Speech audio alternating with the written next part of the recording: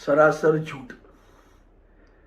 पहली बात ऐसी है कि वो मुझको जब भी मैं आता हूं सदन में दादा भैया ऐसे कहते रहते हैं, तो मैं उल्टा समझाता हूं कभी कभी, लेकिन रिस्पॉन्ड भी करता हूं, लेकिन उनको धमकाना ये बात सरासर झूठ है। उल्टा वो धमकाती है सबको। आप अगर देखोगे कि जब भी वो सदन में वक्तव्य करती है, खास करके महाराष्ट्र की सरकार के बारे में या आदरणीय मुख्यमंत्री जी के बारे में, तो उनके लफ्जों में आपको दिखेगा, उनकी बॉडी लैंग्वेज में दिखेगा, वो बहुत घृणा करती है, तिरस्कार करती है। मैं उनको धमकाना, एक तो पहली बात ऐसी है कि मेरी जिंदगी में मैंने कभी किसी को धमकाया नहीं, महिलाओं को तो सवाल ही नहीं आता। भैया मैं शिवसैनिक हूं, महिलाओं को धमकाऊंगा?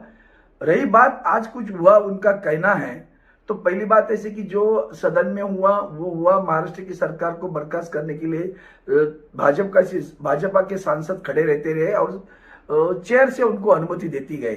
इसके लिए हम लोग सब वेल में थे, घोषणा कर दे रहे थे। जाते समय मैंने उनको इस तरह से बोला तो मैं रुकना भी तो चाहिए ना। उनके इर्द गिर्द लोग बैठते तो उनको पूछो, भैया मैंने इस तरह से धमकाया, तुम्हें देख लूंगा। ये भाषा मेरी जिंदगी में नहीं होगा सर। और ये महिला है, इतना भी ध्यान में रखिए। और मैं शिवसैनिक हूं, ये काम नहीं करते हम। और हाँ, उल्टा है कि उसको आदत है। उनका एक वहां अमरावती में उनकी जो जहां से वो जीत कर आई है, वहां हमारे सांसद थे पहले अड़सुल साहब, तो उन्होंने इनके ऊपर केस दर्ज की हुई है। और वो केस दर्ज करने के कारण वो उस गुस्से में रहती है।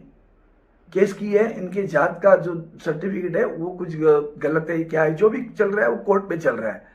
उसको लेकर वो बार बार जब भी वक्तव्य करती है तो हमारे आदरणीय उद्धव जी ठाकरे साहब को अवमानित करती रहती है। और ये मैंने इतनी बार समझाया उनको, मैडम आप अच्छा नहीं लगता, बाकी सब बात करो, लेकिन इस तरह से किसी की व्यक्तिगत रूप में लेकर नाम लेकर, आज भी देखो सदन में टोका जाता है किसी का नाम नहीं लेना, नहीं इनका नाम लेकर बात करती हो और रिकॉर्ड पे आता है। तो ये सारी चीजों को देखते हैं तो बुरा लगता है। मैंने कभी जिंदगी में किसी को ऐसे खास करके महिलाओं को धमकाया नहीं। सरासर झूठ बोल सकते हैं लोग, ये भी मुझे अचरज की बात लग रही है। कुछ लोगों को एक स्किल होता है कि बात का पतंगड़ बनाना और पब्लिसिटी करके लेना। उनकी सारा जो जीवन जो है पिछले 1-1.5 वर्ष का, वो आप देख लीजिएगा, वो हर चीज को बात का पतंगड़ बना के पब्लिसिटी करके लेती है। उनका ये भी कहना है कि जैसे शिवसेना के लेटर हेड में मेरे को धमकियां मिली हैं कि आपका सुंदर चेहरे को मैं उसमें तेजाब डाल के हम उसे खराब कर देंगे। ऐसी घिनौनी हरकत करने वालों का मैं निषेध करता हूं।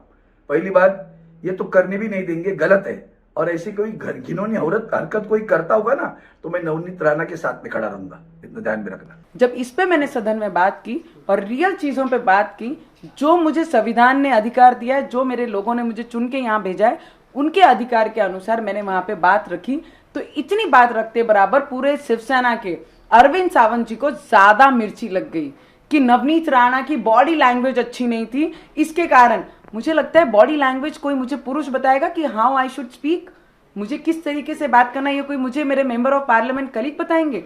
इट इज माई वे, मुझे किस तरीके से सेशन में अपने विचार रखना है, वो मेरा सब्जेक्ट है, मुझे किसी से पूछना नहीं है। और वो जैसे मैंने खत्म किया बोलना, उस समय उन्होंने क्रॉस करते जब जाने लगे तो 2 सेकेंड का ब्रेक लेके उन्होंने बोला अब तुम्हारी बारी है, तुम्हें जेल के पीछे भेजना है। तो थोड़ी देर के लिए तो मैं ब्लैंक हो गई कि इन्होंने क्या कहा। मुझे थोड़ा सा अपने आप में भ्रम हो गया कि मैंने कुछ गलत सुन लिया। तो मैंने पीछे मुड़ के देखा, मेरे कलीग बैठे थे भरत करके, राज्य मंत्री उनका एरिया डिस्ट्रिक्ट है। उनको पूछा वेदर यू हर्ड समथिंग, तो ही इमीडिएटली मुझे उन्होंने बोला कि मैंने सुना नवनीत, उन्होंने कहा कि तुमको अभी जेल के पीछे भेजना है। तब मुझे रियलाइज हुआ कि डायरेक्टली हाउस के अंदर मुझे आप थ्रेटनिंग कर रहे हैं, आप मुझे डरा रहे हैं। कि पहले तो मुझे बहुत सारे चिट्ठीज आए हैं उनके तरफ से कि आपका जो चेहरे के ऊपर घमंड है उसके ऊपर तेजाब फेंक देंगे, कहीं घूमने के लायक क्या नहीं रहोगे, ये सब बोला। तो आई वॉज लिटिल ठीक है, चिट्ठी तक बात है, फोन पे थ्रेटनिंग है, मैंने कंप्लेन की, पुलिस स्टेशन में एफआईआर की है, ओम बिरला जी को दिया। मैंने बोला तब तक के ठीक है, पर हाउस में सबसे पवित्र जगह पे, लोकतंत्र के मंदिर में, जब आप 25 लाख लोगों को रिप्रेजेंट कर रहे हैं, उसमें से आधी पॉपुलेशन महिलाओं की जिनको मैं रिप्रेजेंट कर रही हूँ, महाराष्ट्र में रहने वाली महिलाओं को मैं आज केंद्र में आके, सेंटर में आके उनको रिप्रेजेंट कर रही हूँ। अगर महिला सदन के अंदर सुरक्षित नहीं है तो महाराष्ट्र में आम महिला किस तरीके से सुरक्षित रहेंगी, इस पे विचार करना बहुत जरूरी है।